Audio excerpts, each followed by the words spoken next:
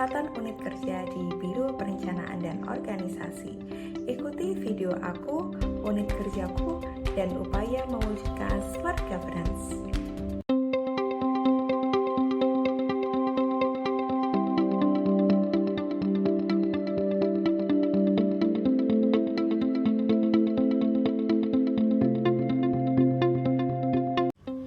BPO yang diketuai oleh Kepala Biro Bapak Yulistia Warman memiliki tugas melaksanakan koordinasi perumusan kebijakan teknis Kementerian Luar Negeri, penyusunan perencanaan kinerja dan anggaran, evaluasi kinerja dan anggaran, kelembagaan, ketatalaksanaan, dan reformasi birokrasi Kementerian Luar Negeri dan Perwakilan Republik Indonesia. Dalam melaksanakan tugasnya, BPO menyelenggarakan fungsi sebagai berikut.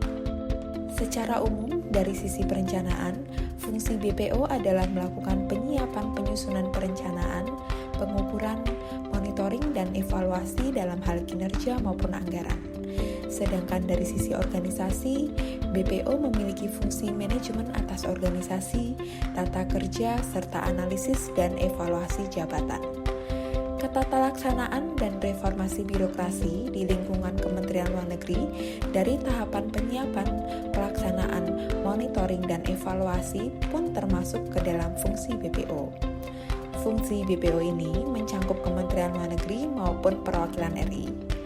Dari fungsi-fungsi yang ada, BPO bertanggung jawab dalam memastikan ketercapaian fungsi tersebut dengan melakukan bimbingan teknis untuk satuan kerja di Kementerian Luar Negeri dan di perwakilan RI.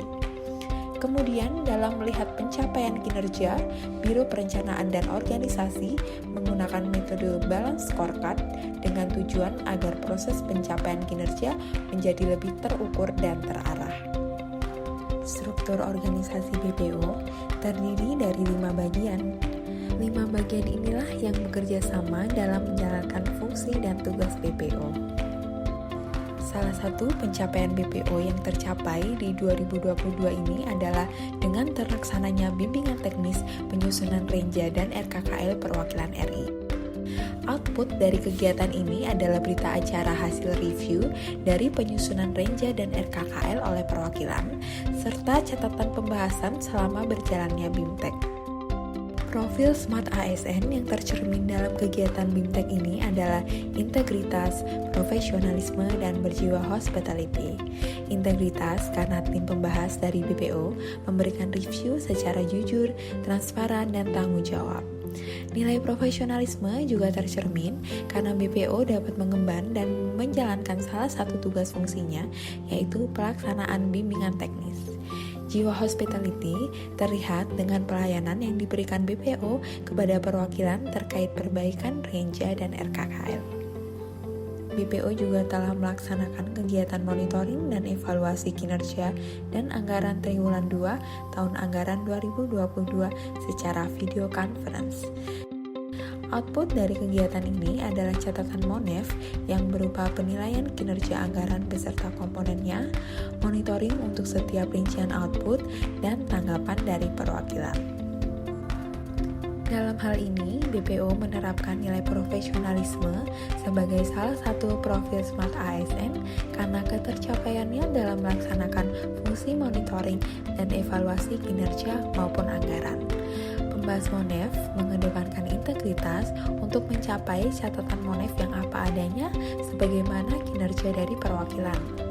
Profil Smart ASN yaitu hospitality juga digambarkan dengan bagaimana tim pembahas menjalankan diskusi penyampaian MONEF kinerja dan anggaran secara ramah dan terbuka.